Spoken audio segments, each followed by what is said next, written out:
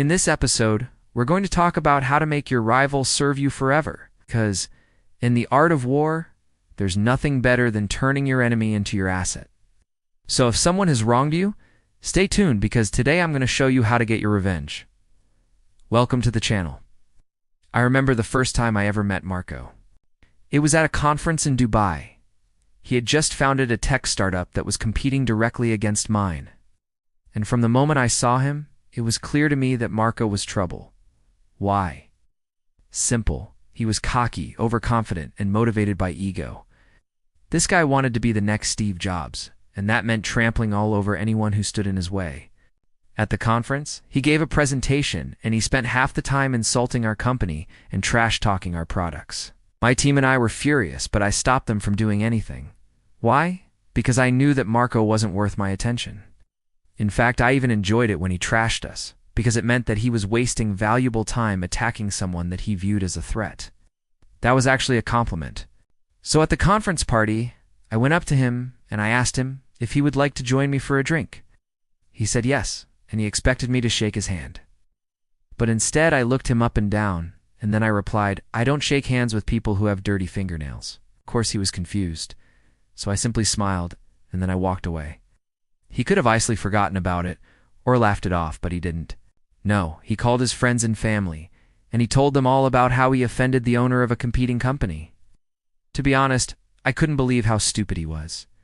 I mean, this guy actually thought that he was impressing people by bragging about how he offended someone. But thankfully for him, I didn't do anything. I just let him keep talking. Over the next few months, Marco continued his silly attacks. And each time, I simply watched him, and I let him dig his own grave. At some point, I knew that Marco had gone too far. I mean, his latest attack was aimed directly at one of my investors, and that crossed a line that even his stupid brain shouldn't have allowed him to cross. So I called her, and I asked her if she would like to meet for dinner. We met, and we talked about business, and soon enough, Marco's company was on the verge of bankruptcy. But before I explain how I forced him to serve me forever, let me tell you a little story. Do you know why the turtle is always calm and relaxed? Well, because he lives in his own shell. Now, you might think that I'm referring to the physical shell that protects the turtle from predators, but that's not it. You see, the real reason why turtles are so calm is because they live in their own minds. They ignore what's going on outside of their shell. They have peace of mind. And that's what makes them such great assets. And if you want to learn more about this concept, here's a bonus lesson. Go out into the world and find yourself a turtle. Now, back to the story. As I mentioned, Marco's latest attack was aimed at one of my investors. And that was a huge mistake. See, she had been loyal to me for years, but I had a feeling that she wasn't going to be happy with me forever. So I decided to strike while the iron was hot. When she came to me and told me about Marco's attacks, I asked her, "What would you do if I took care of Marco's company?" And she said, "I would leave you and I would invest in you." So I decided to do it. I called Marco and I invited him to a meeting at my office. He showed up with his team, and I sat them down and I explained that I wanted to buy his company. To be honest, he was shocked. He probably thought that I was going to yell at him, but instead I was nice. I complimented his work. I praised his team and I made him feel special. But then I broke the news to him. "Marco, I want to buy your company." He laughed, and he thought that I was joking, but I wasn't. So when he refused my offer, I took a step back and I revealed why I was really there.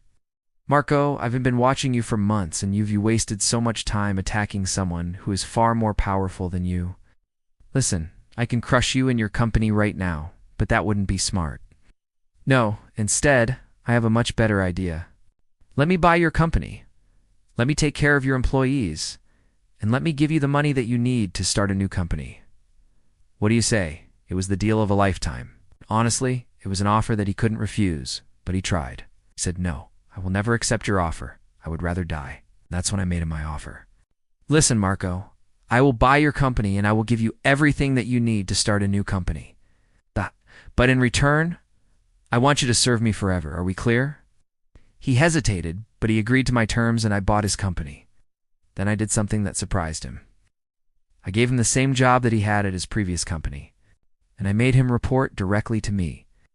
But to be honest, that was a lie. I didn't need him. I only wanted his investors. You see, he had raised tens of millions of dollars from top investors around the world. And when those investors heard that he was joining my company, they instantly started sending me money. Before he joined me, I was making $10 million per year. But after he joined me, I started making $50 million per year. Now, Marco wasn't an idiot. He realized what happened, but it was too late. You see, he didn't lose his company. I merely extended my hand and offered him a seat at my table, so he thought that he was getting a promotion. And really, he was getting demoted. Right now, he works for me, and he's part of my team, but he's no longer in charge. He books my flights, applies, he prepares my reports, and he takes my orders without a word. In fact, I haven't even spoken to him in over a year, and the funniest thing is that he doesn't hate me. He still thinks that he works for me, and that's what makes him such a great asset. Now, some people may call me a bad person, but I prefer to call myself strategic. When I destroyed Marco, I didn't smash him or humiliate him. I did something worse. I turned him into an asset. That's it. Sometimes the greatest power in the world is not crushing your enemy, but owning him. I'm curious. What is your biggest rivalry? Let me know in the comments below. And by the way, don't forget to claim your free stocks. Thanks for watching, and I'll see you in the next video.